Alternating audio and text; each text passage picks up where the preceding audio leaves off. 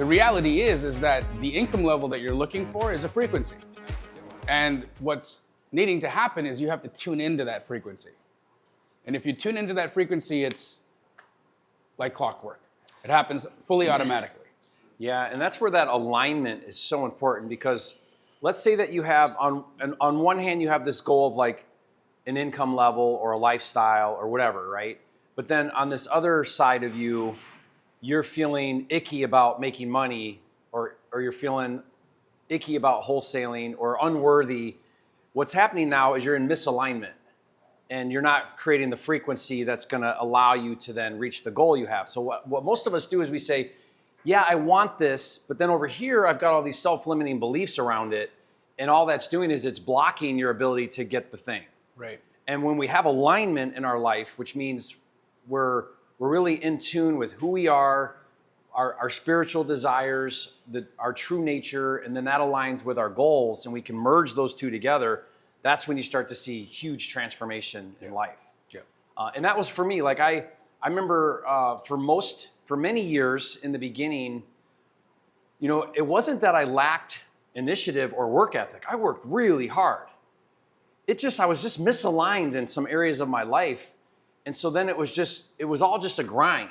You know, it was just like I was transacting, but I really wasn't getting ahead.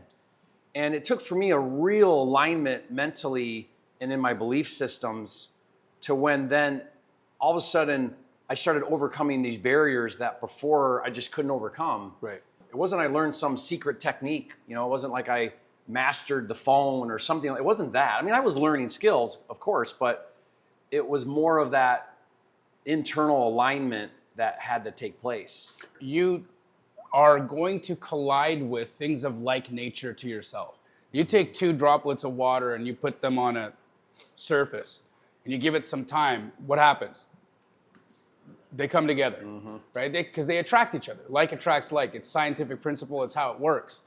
And if there is an income level, a lifestyle, a way of living that you desire, you have to embody that in order for those opportunities to come to you. And when we're on the phones, when we're doing our lead gen, when we're having conversations, what's really interesting is if you ever notice that there's just some people that whatever they do, it just works. It just works for them. Yeah. You know, they don't got to make a ton of calls. They just pick up the phone, and when they pick up the phone, it works. And it's almost uncanny. It doesn't really even make sense because the law of averages doesn't work like that.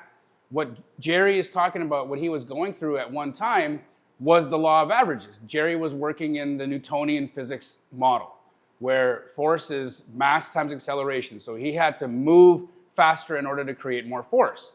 There's other scientific principles that exist beyond that physical realm.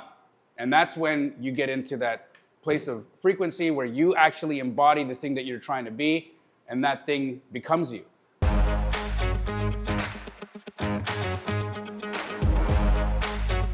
I was thinking about Hugh on the way in, and I'm like, okay, this guy's $1 million producer. And when you're at $1 million level, Jamil, sometimes just one tweak to things can all of a sudden unlock, you know, another $1 million or whatever. It's such small things. It can be a key relationship. It can be one key idea. It can be one tool, one process. You know, that's the reason why at certain levels, you know, you attend masterminds, I attend masterminds. I was just at one before I came to Puerto Rico. Mm-hmm. And, you know, it was a $5,000 mastermind, not really expensive. But I thought to myself, if I go and I get one key thing, if I get one relationship, I get one idea, it's totally worth it. I walked out of there with like 5 and 2 key relationships. And I thought, my goodness, I haven't had an ROI like that in a mastermind in a long time.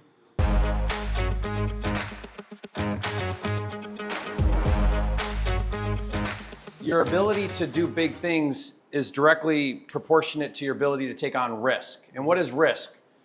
Risk is simply sitting in the anxiety that something might go wrong. It might not work, right? That's risk, sitting in that anxiety that it might not work. Okay, so if you think about a risk tolerance scale, a level 10 would be somebody that's doing really big things. You know, I think of like a Pace Morby, you know, just doing incredible things, multi-million-dollar deals and all these things that someone like that's doing. And then a level 0 would be like, you know, a flat tire ruins your entire week and it's like the biggest deal ever. You know what I mean? And so where are you at on the scale here with your ability to sit in the anxiety of risk? And so this takes like a self-assessment here of where you're at. But let's just say on this scale, you're at a level 2 on your ability to take risk. And for me, this would be like, if you put up a $500 earnest money and then you lost that earnest money, how devastating would that be to you? Would that be a blip in the road and you keep going, or would that set you back, right? Or whatever number. But think about where you're at with your risk. And let's just say you're at a 2. Well, how do you develop past a level 2? What do? You put yourself in a 3. And then that's going to feel what? Bad. Uncomfortable. You're going to feel really bad. You're going to be scared. You're going to have sleepless nights. You're going to feel really uncomfortable. You're going to have anxiety. You're going to have stress. But then what do you do if you sit in the level 3 when you're only at a 2? What happens if you stay at that 3 long enough? What happens? Becomes your baseline. Becomes normal. You're comfortable now at that level 3 because you've sat in the anxiety long enough and you've dealt with it. See, the thing is our human nature, our reptilian brain, wants to avoid that because it's trying to protect you and keep you alive. So what it's telling you is it's saying, danger, go back. Go back to 2. We're safe at 2. 3 is really uncomfortable. There's a saber-toothed tiger that's going to eat you. So be afraid, right? Now that's just your body's mechanism to protect us. But what do we know? It's not true. Because we also, as humans, have consciousness, so we can override that and we can make meanings out of things, which is what makes humans different than any other mammal, right? We have morality because we can make meanings out of things. So what that means is it means you're going to have to sit in that level 3, and it's going to be really uncomfortable. Who feels like they're very uncomfortable coming to this? Okay, you made a financial commitment, you paid for airlines, hotels, all this stuff, and you don't know if it's going to work, do you? I mean, you don't have any certainty that you're going to walk away and it's going to do anything for you in your life.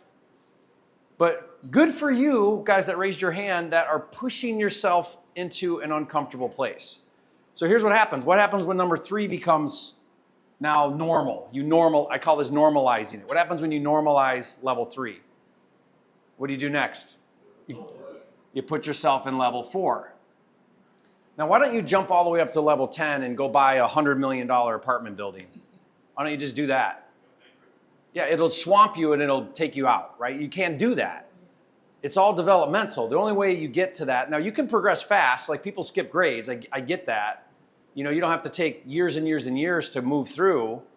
But the point here is then you go to a 4 and you're back in that uncomfortable place. And you have anxiety and stress and sleepless nights.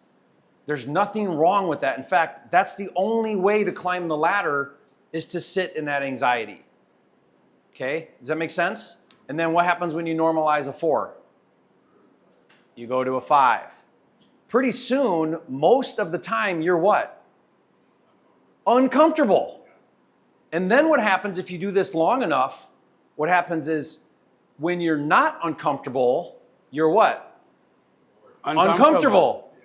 Because you know what? What's happening if you're comfortable? You're not growing. You're not growing. You're staying. You're stagnant. Because if you're now at a 5 and you're comfortable, then you know you're not growing anymore. You're staying at the 5.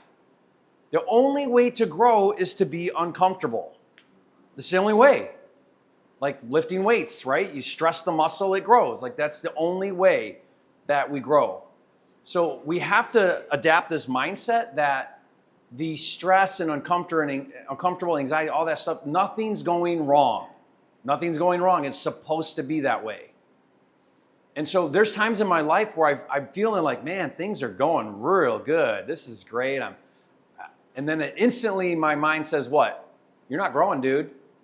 What do you got to do to get yourself uncomfortable again so that you can keep growing?